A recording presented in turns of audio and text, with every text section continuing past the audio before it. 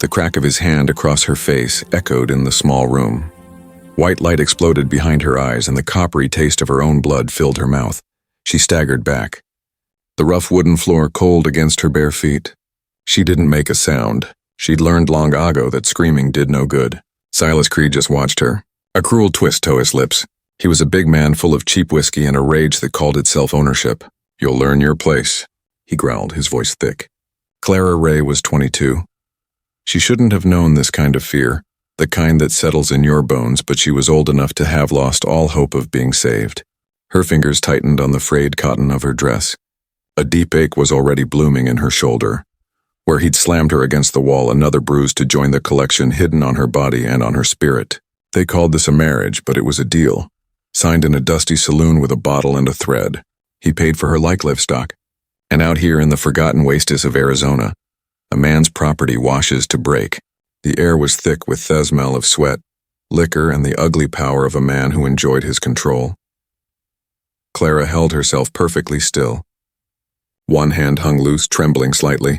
The other was a fist, her nails digging crescent into her palm. She looked at him, and deep in her swollen eye a plan began to form.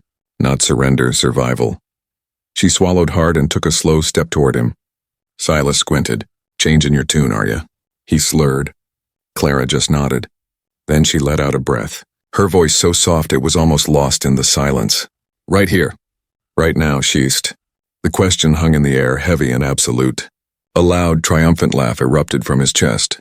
He slumped back into his chair like a king, grabbing the bottle and taking a long, greedy swallow. Behind his back, Clarashan moved. Her fingers grazed the cool glass of the oil lamp on the shelf. Her own pulse was a drum in her ears, louder than the stomp of his boots had ever been. He'd never hear her go. He wouldn't even notice she was gone until the sun came up. Silas raised his glass in a mock toast. "See, you made the right choice, girl," he mumbled. Clara smiled. It was a real smile, the first he'd ever seen on her face.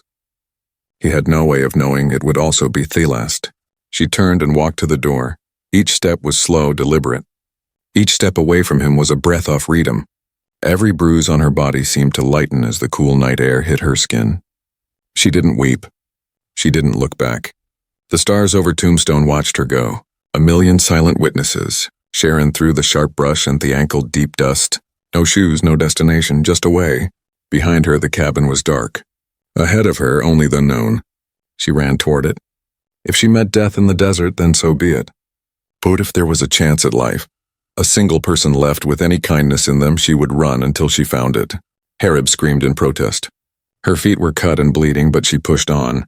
The night was a harsh, unforgiving thing, but she'd already survived so much worse. She ran until her legs gave out, collapsing in a heap of exhaustion near a small stony hill. She had fallen at the edge of Boot Hill Cemetery. Her breath came in ragged gasps. Her heart hammered against her ribs, and then she heard footsteps. Slow, heavy, sure. A man's shadow fell over her. She looked up, expecting the face of another monster. Instead, she saw an older man, his face etched with sorrow, holding a small bouquet of wild flowers. He was staring at her as if he'd just seen a ghost. The flowers fell from his hand. Clara opened her mouth to speak, but only a dry rasp came out. The man knelt down, his own voice unsteady. Are you all right, ma'am?" She couldn't answer. She didn't have to. The story was written in the cuts and bruises on her skin. He reached out a hand to help her, and his hand was trembling. And that's how Elias Boone found her, not as a hero, but as a man who was still looking for a reason to believe in something good. The first light of dawn touched the edges of Tombstone, painting the dust a soft gold, almost as if it was afraid to wake her. Clara's eyes opened. Her mouth was dry, and an old familiar ache settled in her chest. It wasn't just the pain of her body. It was the weight of her past.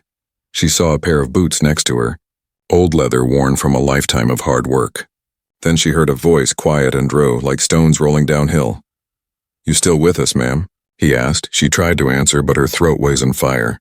She managed a small nod. Elias Boone took off his hat, running a hand through his graying hair. He hadn't seen another soul out here in weeks.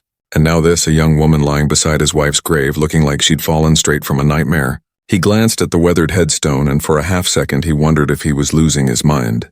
"All right now," he said, more to himself than to her. "I've got you." He carefully lifted her into his arms. She felt like nothing, a bundle of bones and fever. Her hair smelled of dust and fear. He carried her toward his horse, his old shoulders protesting with every step, but he didn't falter. His ranch was a small, lonely place, tucked away in a valley west of town where the windowways seemed to whisper stories of ghosts. It was the same house where his wife had drawn her last breath. He laid Clara down on the old bed and gently trickled some water between her lips. She drank it down, and for the first time in what felt like forever, she didn't feel like prey. The hours drifted by. Elias sat in a chair by the window, watching over her. When she finally opened her eyes again, they were clear but full of questions. Where am I?" she whispered. "You're safe," he answered quietly. "It's not much, but you're safe here." Something inside her finally cracked. Not with pain, but with a wave of impossible relief. He tried to offer a reassuring smile. "You got family? Someone who'll be missing you?" She just shook her head. Her eyes welled up, but the tears wouldn't fall. She'd run out of them. Elias nodded, understanding. He didn't press for her story. A man like him had seen enough of the world's cruelty to recognize it without needing the details. Instead, he just said, "Get some rest. We'll figure out tomorrow. She closed her eyes again, but her hand reached out and found his. Her fingers were shaking. "Thank you," she breathed. Elias just looked at her. He didn't say anything. But something he thought haddied a long time ago started to stir inside him. It was a quiet thing, something that felt a little like hope. He turned and looked out the window as the sun began to set, painting the sky in shades of blood red. And far off on the horizon he saw a rising plume of dust. Riders, and they were coming fast. They appeared just as the light was failing. The dust they kicked up looking like smoke from a wildfire. Elias saw them coming. He stepped onto his porch, his hand resting on the worn grip of the Colt he kept by the door. The same gun he promised himself he'd never use again. Inside, Clara struggled to sit up, her face a mask of terror. She knew that cloud of dust. She'd seen it before. "It's him," she whispered, the words catching in her throat. Elias didn't have to ask who. He could see it in her eyes. He gave a single sharp nod. "Stay in the house. Bar the door after me." Clara wanted to argue, but the look in his face silenced her. It wasn't anger. It was a cold resolve. The look of a man who had nothing left to lose. He walked out into the yard, the gravel crunching under his boots. 2 riders slowed their horses.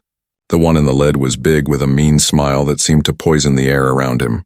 "Boone," the man shouted. "I believe you have something that belongs to me." Elias stood his ground. "Don't know what you're talking about," he said, his voice level. "Nothing here belongs to anyone but itself." Thamon's smile vanished. His hand drifted down toward his pistol. Elias tracked the movement, his body still, his mind calm. Inside, Clara peeked through a crack in the curtains, her hands clenched. The thought that another person might get hurt because of her was a fresh kind of hell. The last sliver of sun disappeared behind the mountains. The world was washed in red, and then it all happened at once. A shout, a flash of metal, the roar of 2 gunshots tearing through the evening quiet. Clara screamed his name, but the sound was swallowed by the wind. She threw the door open and ran outside into the haze of gunpowder. Elias was on one knee, clutching his shoulder. The other man was lying motionless in the dirt.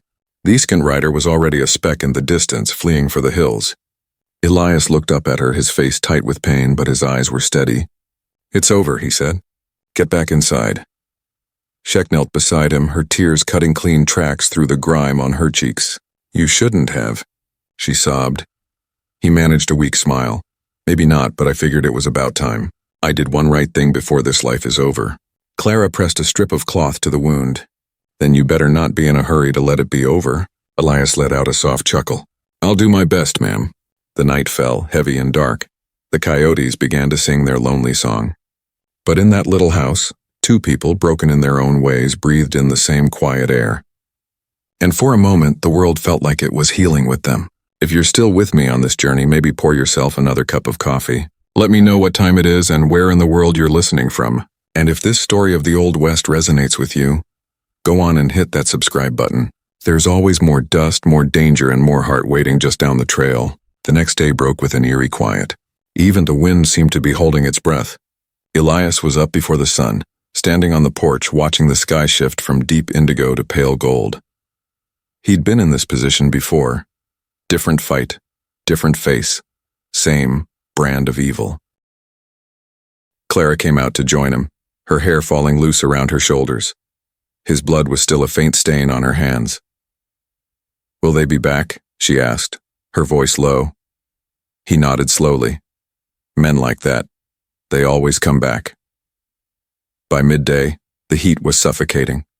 The silence stretched until it was almost a sound itself. And then he saw them. 3 riders kicking up a storm of dust as they closed in. Elias was waiting in the barn.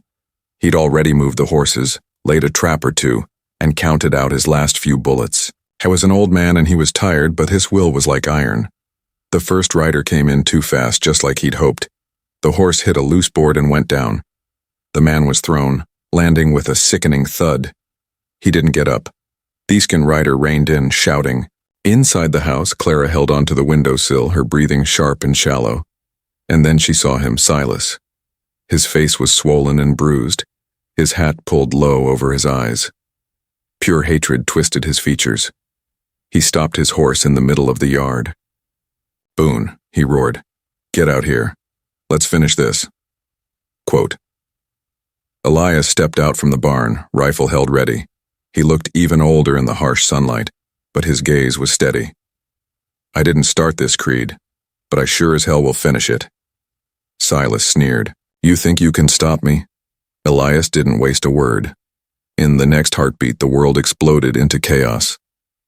The second rider fired. Elias dove behind a water trough as a bullet splintered the wood where he'd been standing. He fired back. A lifetime ago, he'd been a younger man and a faster shot. But his aim was still true. The bullet tore through the rider's arm and the man screamed, turned his horse and fled. Now it was just Silas.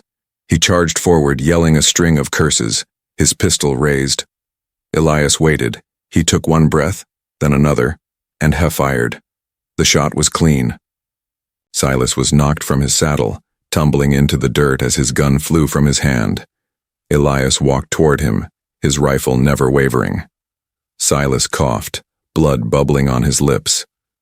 You think you're some kind of hero. Boone Elias looked down at the man who had caused so much pain. No, he said, his voice flat. I'm just a man who got tired of running.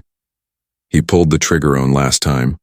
The sound rolled across the empty valley and then there was only silence. Clara ran to him, her body shaking. It's over, she whispered, tears streaming down her face. Elias looked toward the horizon where the last rider had disappeared. In the distance, he heard a low rumble. Not thunder. It was the sound of more hooves. But this time, they weren't coming to fight. They were bringing the law. By that evening, the dust had finally settled.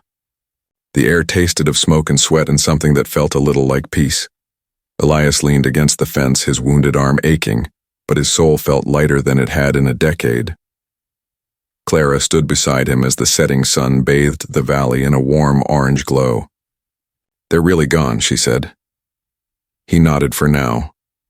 They stood there for a long time, not speaking. The whole world seemed Toby taking a long, slow breath. Later, Clara made a thin soup from what they'd left. She moved carefully, her own bruised ribs still tender. Elias sat by the fire, just watching the way the flames flickered across her face. Do you think people ever really get a second chance? She asked softly. He looked at the rifle resting against the wall. I don't know, he said. Maybe we just get chances to stop making the same mistakes. A small smile touched her lips. Her hands trembled just a little as she handed him his bowl. You stopped today. Yeah, he said, meeting her eyes. I think you did too. They ate without talking. The night outside was vast and peaceful. The days melted into weeks. Elias healed. Clara started to heal too. She tended to the horses, mended the fences, and slowly the sound of her laughter started to fill the quiet corners of the house. Sometimes they would talk about leaving Arizona, starting over somewhere new. But most of the time, they just sat on the porch and watched the sky, content with the quiet. One morning she brought him a cup of coffee and sat in the chair beside him. The sunrise was gentle and warm. Do you ever wonder what happens next? She asked. Elias smiled. Used to, now I figure it's better to just be right where you are. Quote. She nodded, taking a sip from her cup. Maybe life isn't about what you run from, she said. Maybe it's about what you choose to stay for. He looked at her, and the hard lines around his eyes seemed to soften. Well, then I'll stay right here. She laughed, a quiet, happy sound. Right here, right now. He smiled back every time. Clara, every single time their laughter drifted out over the valley. The scars they both carried would never fully disappear, but they didn't need to. Some scars are just proof that you survived. Maybe that's the real story of the West, hidden out there in the dust. That sometimes you have to be broken before you can be made whole again. And that love, real love, doesn't always have to be loud. Sometimes it's just the quiet promise to stay. So the final question is, when all the noise is gone, who do you choose to stay for? What is your peace worth? If this story found a place in your heart, give it a like. It helps stories like this find their way home. And if you're not already subscribed, well, partner, you know what to do. We've got more tales of love, loss, and the kind of courage that picks you up when you've been knocked down. Now, take a deep breath. Let me know in the comments where you're listening from and what time it is for you. Because no matter where we are under this big sky, it's good to know we're not alone.